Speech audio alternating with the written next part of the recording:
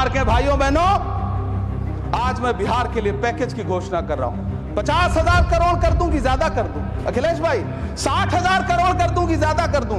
70,000 करोड़ कर दूं कि ज्यादा कर दूं? 80,000 करोड़ कर दूं कि ज्यादा कर दूं? चलो, मैं बिहार को 1.25 लाख करोड़ का पैकेज दे रहा हूं। आखिर कौन सी नफरत है? ये मुल्क हमारा भी है, इस मुल्क की मिट्टी में हमारा भी खून पसीना शामिल है। हमसे इतनी भी क्या नफरत? रिश्तों की ये नाजुक डोरें तोड़ी थोड़ी जाती हैं, अपनी आंखें दुखती हो तो थोड़ी थोड़ी जाती हैं। सभापति महोदय, वो एक शब्द मैं मिथ्या कर दे रहा हूं सर, वो एक शब्द को हटा दीजिए। ध्यान रखें, ऐसे जो भी शब्द होंगे आपके वहां। सभापति महोदय, चुनावी दिलासे देना बंद करिए। आज भी जब कोसी में बाढ़ आती है तो पूरा सीमांचल बर्बाद हो जाता है। मैंने उस तबाही को अपनी आंखों से देखा है। 2016-17 की बाढ़ में अपने इन्हीं हाथों से राहत सामग्री बांटी है मैंने।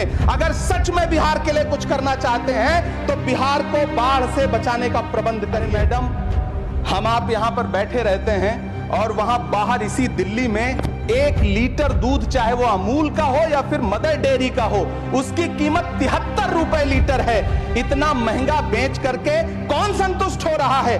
गरीब जनता या आपके धन्ना सेठ दो? इस सरकार का बाजार और महंगाई पर कोई नियंत्रण नहीं रह गया है। चाहे देश में लहसुन 400 रुपए किलो बिक जाए, टमाटर 100 रुपए किलो बिक जाए, प्याज का दाम सुनकर आंखों में आंसू आ जाए, लेकिन वित्त मंत्री महोदया बजट में महंगाई का मां भी नहीं। जी 15 मिनट। धन्यवाद सभापति महोदय।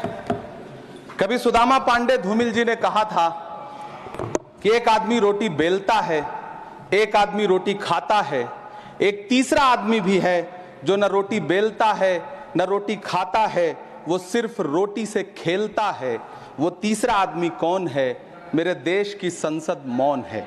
सभापति महोदय, वो भी क्या दिन थे जब संसद में देश का बजट पेश होता था तो देश की सड़कें ठहर जाया करती थीं। रेल बजट पेश होता था तो लोगों की उम्मीदें रेल के डिब्बों की तरह पटरियों पर दौड़ने लगती थीं। पूरा देश धड़कने रोक करके वित्त मंत्री और रेल मंत्री को सुना करता था। अफसोस, अब बजट पेश हो जाता है, मीडिया चैनल सरकार का महिमा मंडन करते हैं और बेचारी जनता बजट के आंकड़ों के शब्द जाल में उलझी हुई महीनों बाद समझ पाती है कि उसका तो फिर से कट गया। सभापति महोदय, पिछले 2 साल अमृतकालीन बजट पेश किए गए और इस बार एक नई शब्दावली गढ़ी गई है, तुष्टीकरण बनाम संतुष्टीकरण का बजट। सभापति महोदय, सुनने में कितना अलंकारिक लगता है ये शब्द। सोच रहा हूं देश की वित्त मंत्री और प्रधानमंत्री जी से पूछूं कि आखिर किसकी संतुष्टि? जिस बजट में मनरेगा के लिए 1 रुपए की बढ़ोतरी ना हो, वही पुराना 86,000 करोड़, जबकि पहले ही 9,754 करोड़ का घाटा हो, जिस मनरेगा से करोड़ों मजदूरों के घर में चूल्हा जलता हो, उस मनरेगा में काम करने वाले गरीब मजदूरों के लिए अगर आपके खजाने से 1 रुपया भी इजाफी नहीं निकल सका तो भला कौन संतुष्ट हुआ साहब? इस देश का गरीब मजदूर या आपके उद्योगपति दोस्त? वो जो महाराष्ट्र में लोकसभा और विधानसभा के बीच में 40 लाख मतदाता बढ़ाए गए थे, अरे उन्हीं के लिए मनरेगा का थोड़ा सा बजट बढ़ा देते। क्या उसमें मनरेगा का एक भी मजदूर नहीं था 40 लाख लोगों में? सारे के सारे 12 लाख की छूट वाले से आगे के लोग थे। सभापति महोदय, कल जब वित्त मंत्री जी देश की संसद में भाषण दे रही थी तो वहां मुंबई में कोई गरीब इंसान जब अपनी जेब टटोल करके अपनी मोटरसाइकिल में 1 लीटर पेट्रोल भरवा रहा था तो उस पेट्रोल की कीमत थी 103 रुपया प्रति लीटर। आखिर इतना महंगा पेट्रोल डीजल खरीद के कौन संतुष्ट हो रहा है? इस देश के गरीब लोग या फिर सरकार के चहेते धन्ना सेठ? सभापति महोदय, वित्त मंत्री जी इस बजट को मध्यम वर्ग को संतुष्ट करने वाला बजट बता रही हैं। अरे मैडम, हम आप यहां पर बैठे रहते हैं और वहां बाहर इसी दिल्ली में 1 लीटर दूध, चाहे वो अमूल का हो या फिर मदर डेयरी का हो, उसकी कीमत 73 रुपए लीटर है। इतना महंगा बेच करके कौन संतुष्ट हो रहा है? गरीब जनता या आपके धन्ना सेठ दोस्त? सभापति महोदय, इस सरकार का बाजार और महंगाई पर कोई नियंत्रण नहीं रह गया है। चाहे देश में लहसुन 400 रुपए किलो बिक जाए, टमाटर 100 रुपए किलो बिक जाए, प्याज का दाम सुनकर आंखों में आंसू आ जाए, लेकिन वित्त मंत्री महोदया बजट में महंगाई का मां भी नहीं बोलती हैं। बच्चों की किताब और पेंसिल तक पर टैक्स लगाने वाले सरकार से मैं पूछना चाहता हूं कि आप मध्यम वर्ग का हितैषी बताते हैं खुद को, तो शर्म नहीं आती है? खुद को धार्मिक कहने वाली सरकार भगवान श्री कृष्ण के प्रिय खाद्य पदार्थों दही और मक्खन तक पर जीएसटी लगाती है और बात करती है मध्यम वर्ग की हिमायती होने की। जिंदा रहते हुए जनता से हर चीज पर टैक्स वसूलने वाली यह सरकार कम से कम मरने पर तो लोगों को बख्श देती, लेकिन नहीं, वहां भी लूटना है। अंतिम संस्कार के सामान, अगरबत्ती, धूप बत्ती, केवड़ा जल, चंदन पाउडर, जौ, बताशा, काला तिल, पंचरत्न, कपूर और कफन तक पर टैक्स लेने वाली यह सरकार किस मुंह से खुद को मध्यम वर्ग का हितैषी बताती है? कौन सी संतुष्टि, किसकी संतुष्टि? कदम कदम पर टैक्स देकर लूटने वाली जनता की, या फिर जनता से टैक्स वसूल करके धन्ना सेठों का खजाना भरने वाली सरकार की? किसकी संतुष्टि? सभापति महोदय, 18 अगस्त 2015 आरा का बिहार का ऐतिहासिक मैदान, सजा हुआ मंच, हजारों की भीड़ और सामने खड़े हुए देश के प्रधानमंत्री का भाषण। बिहार के भाइयों बहनों, आज मैं बिहार के लिए पैकेज की घोषणा कर रहा हूं। 50,000 करोड़ कर दूं कि ज्यादा कर दूं? अखिलेश भाई, 60,000 करोड़ कर दूं कि ज्यादा कर दूं? 70,000 करोड़ कर दूं कि ज्यादा कर दूं? 80,000 करोड़ कर दूं कि ज्यादा कर दूं? चलो, मैं बिहार को 1.25 लाख करोड़ का पैकेज दे रहा हूं। 10 साल हो गए सभापति महोदय, वही ढाक के 3 पात। बिहार आज भी विकास की बाट जो रहा है। भाषण आज भी प्रधानमंत्री जी के यूट्यूब चैनल पर सुना जा सकता है। जो झूठ बोल के करता है मुतमईन सबको, वो झूठ बोल के खुद मुतमईन नहीं होता। सभापति महोदय, ये तो राहुल जी का असर है। कौन सा शब्द सर, कौन सा शब्द? झूठ। ठीक है सर, मिथ्या बोल करके, जो मिथ्या बोल के करता है मुतमईन सबको, वो मिथ्या बोल के खुद मुतमईन नहीं होता। ये राहुल जी का असर है। जो मखाना बोर्ड की घोषणा हुई, अखिलेश जी आपको याद होगा, भारत जोड़ो न्याय यात्रा में 30 जनवरी 2024 को बिहार के रंगभूमि मैदान में राहुल गांधी जी का पूर्णिया में भाषण था और उसमें मखाना को लेकर उन्होंने आवाज उठाई थी। यह उनका असर है कि आपको मखाना बोर्ड बनाना पड़ा, वरना तो आप मैखाना बोर्ड बनाने वाले लोग हैं। सभापति महोदय, बिहार को झूठे पैकेज और चुनावी दिलासे देना बंद करिए।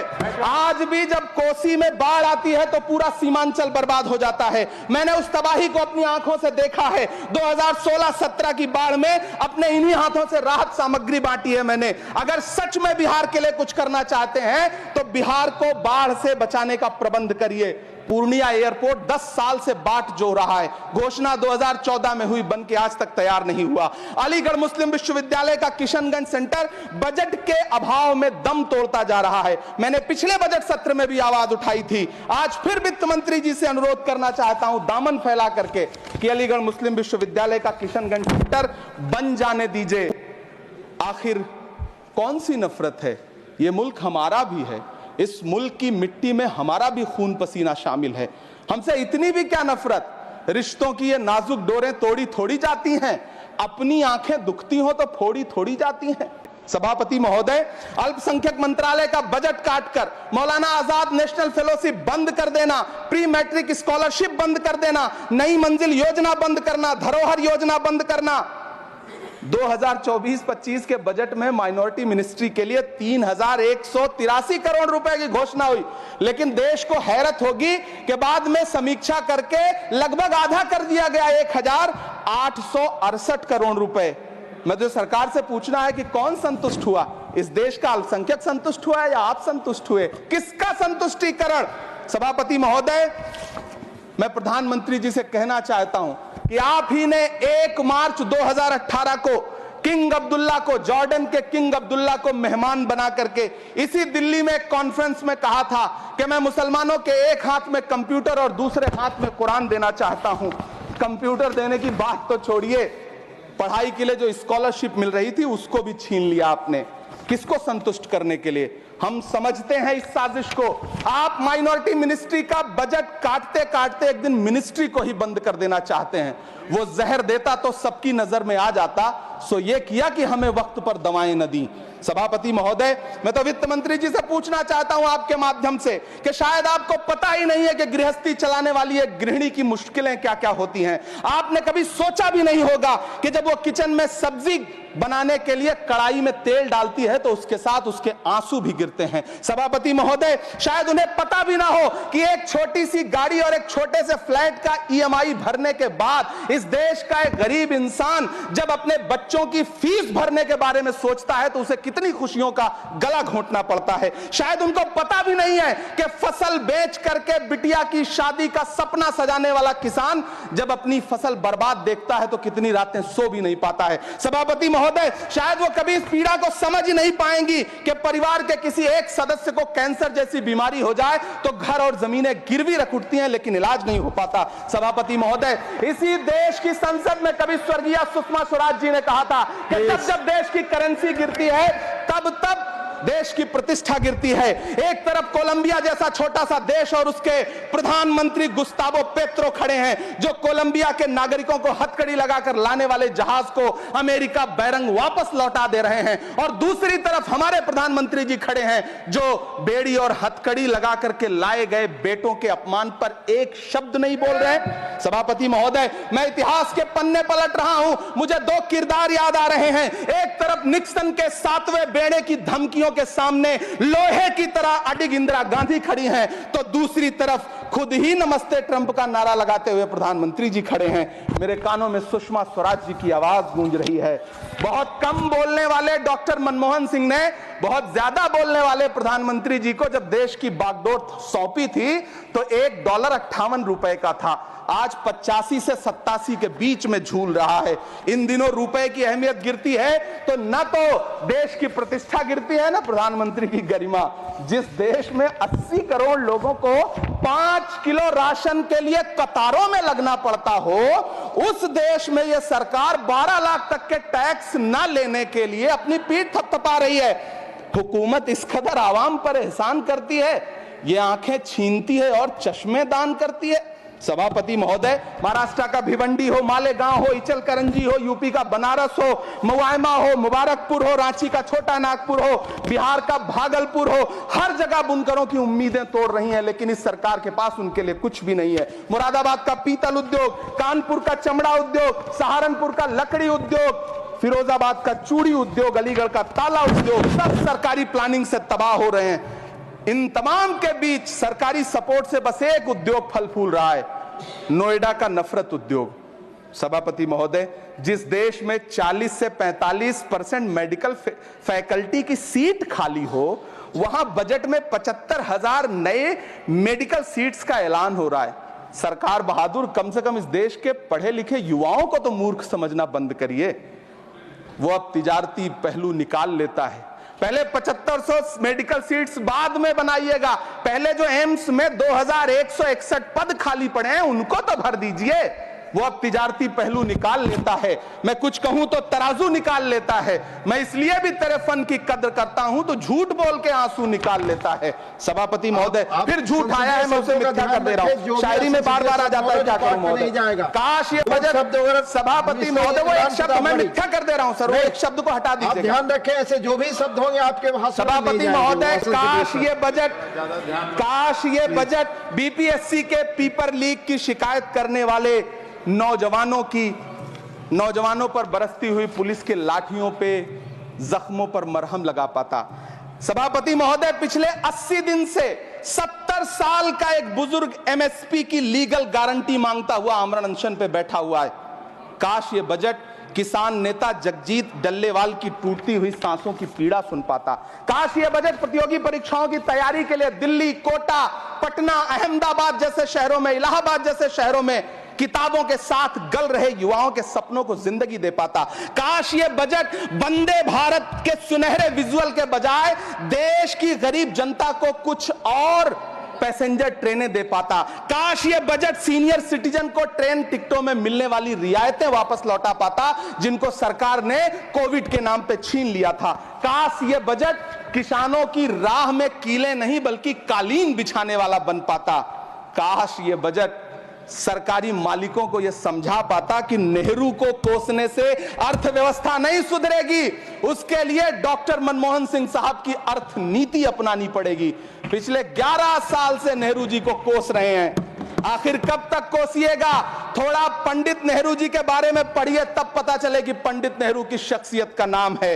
दुनिया का पहला ऐसा राजनेता जिसने अपनी जिंदगी की आजादी के लिए, देश की आजादी के लिए 3259 दिन अंग्रेजों की जेल में बिताए। पंडित नेहरू एक ऐसे महान शख्स जिनके पिता पंडित मोतीलाल नेहरू, जिनकी बहन विजय लक्ष्मी पंडित, जिनके बहनोई पंडित रंजीत सीताराम, जिनकी बेटी इंदिरा गांधी, जिनके दामाद फिरोज गांधी, सब ने अंग्रेजों से लड़ते हुए स्वतंत्रता आंदोलन में जेल काटी। आप किस मुंह से उनकी लकीर छोटी करने की बात करते हैं? नहीं कर पाइएगा, 7 जन्मों में नहीं कर पाइएगा, क्योंकि जिस्म की मौत कोई मौत नहीं होती है। जिस्म मिट जाने से इंसान नहीं मर जाते, धड़कने रुकने से अरमान नहीं मर जाते, सांसें थम जाने से ऐलान नहीं मर जाते। जिस्म की मौत कोई मौत नहीं होती है। सभापति महोदय, मैं आपके सामने खड़ा होकर के एक बहुत छोटी सी कहानी सुनाना चाहता हूं कि महान बादशाह सिकंदर ने जब यूनान फतेह किया तो जीत का जश्न मनाने के लिए शहर की सड़कों पर निकला। तो उसने देखा कि पूरा शहर तो जश्न मना रहा है, एक फकीर सड़क के किनारे चादर तान के सो रहा है। सिकंदर को गुस्सा आया, घोड़े से उतरा, उस फकीर के पास गया और उसे सोता देख करके उसे जोर की एक लात मारी और लात मार के कहा कि क्यों रे फकीर, मैंने यूनान फतेह कर लिया, लोग जश्न मना रहे हैं और तू सो रहा है। उस फकीर ने उन्नीदी आंखों से सिकंदर को देखा और देख करके कहा कि शहर जीतना बादशाहों का काम है, लेकिन लात मारना तो गधे का काम है। सभापति महोदय, गरीब जनता को लात मारना बंद करिए। ये अमीरों के लिए बनाया गया बजट है, ये निराशाजनक बजट है। हम अमृतकाल सुनते आ रहे थे, ये अमृतकाल इतनी जल्दी समाप्त हो गया कि अब अमृतकाल का कोई नाम तक नहीं लेना चाहता है। इसलिए मैं इस सदन में खड़ा होकर के देश की वित्त मंत्री महोदया से कहना चाहता हूं कि आपने अल्पसंख्यकों के बजट में जो कटौती की है उसको बहाल करिए। आपने मनरेगा को जो स्थिर रखा है उसका घाटा 9,754 करोड़ है, कम से कम उतना बढ़ा करके फिर से उसे बहाल करिए। नौजवानों के लिए रोजगार दीजिए, किसानों को एमएसपी की लीगल गारंटी दीजिए। यही मैं आपसे अपील कर रहा हूं। धन्यवाद सर, आपने इतना जो समय दिया।